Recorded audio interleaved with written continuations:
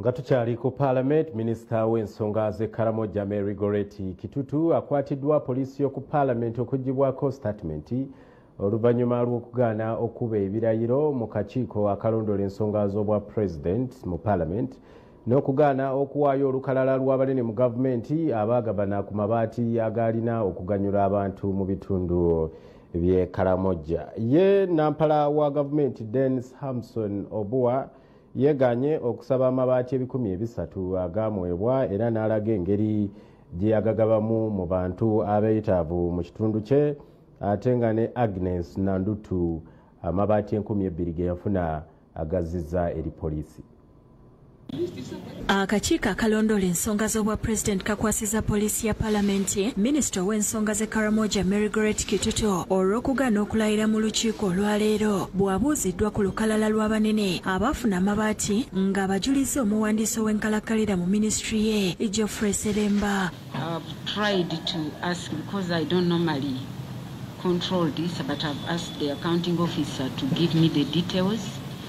And I've not yet received it because they said that I think the documents are with other investigative authorities, so I don't have it. The accounting officer refuses to give it to you.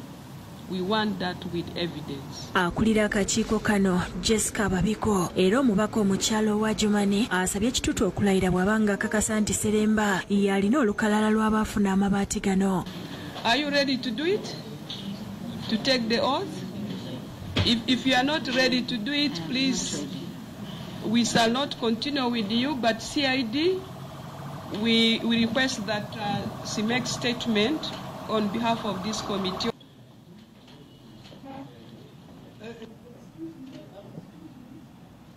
Basoose kumukunya ku byogerwa nti yaweebwa amabaati omutwalo mulamba agaalina okugenda e Karamoja kyokka n'agabako 100 mu kutongoza enteekateeka eno nga kati amalala tegamanyikiddwako mayitire. It has remained an allegation without any statement made to claim that some of your relatives were selling some of these iron seeds. So we need to get it from you. Like I said, I don't know, or those who are selling.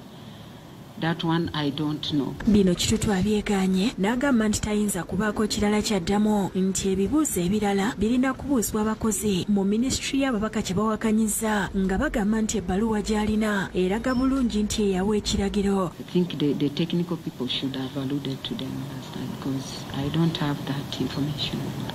It was you who instructed for the donations and the technical officers made their responses to your first request. Ababaka abatula akakiiko kano beewuunyeza Minisita Kitutu kubanga lwe yasembayo okulabika yakkiriza nti yakola ensobi era ne yeetonda naye olwaleero yeesambye buli kimu. It is on record. It was recorded. She answered them back. She admitted.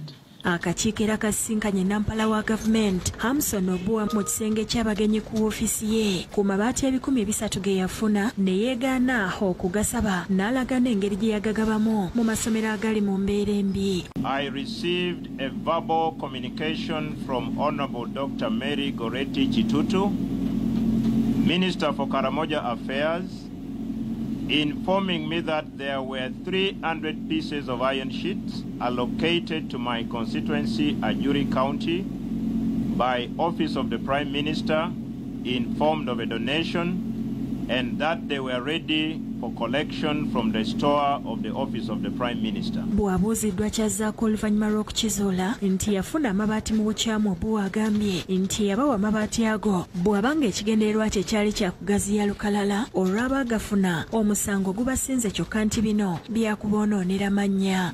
And what is coming out is that the misleader in question already knew that he or she was under investigations. Aweze okwegatta ku Minisita Jacob Oboth okugenda mu kooti bawabire Kitutu. If there are questions on making good the 300 iron sheets, their locator must make good. May you kindly take the message to the President, the appointing authority, because I know you reach him, that let him do something for this allocator before we even go far. Ye Minister omubeezi ow'e Karamoja Agnes Nanduto era omubaka omukyalo ow'e Buduuda naye alabiseeko mu kakiiko kano n'ategeeza nga bwe yazzizaayo amabaati 2,000 agaamuweebwa nga yagakwasiza poliisi ng'agoberera okuwabulwa okuze kumuweebwa. Following the advice of police, I was advised to hand over the iron sheets, and that is what I have done. I no longer possess the iron sheets with me. Obed Lutale ne Rachel Nakasi bakusakidde eggulire lino ku lwa Bukedde TV. Mwebali ddala abasasi baffe ku Parliament kakati eddakiika ziweze 11 zakayita ku ssaawa emu ey'akawungezi kampumulemu ate nkomewo mu kitundu ekyokubiri eky'amawulire agabuutikidde gakyali mangi ddala tovaawo. Bwe tukomawo mugabuutikidde ensitaano y'abakirimaanyi Russia etidde olwa Finland okwegatta ku mukwago gwa NATO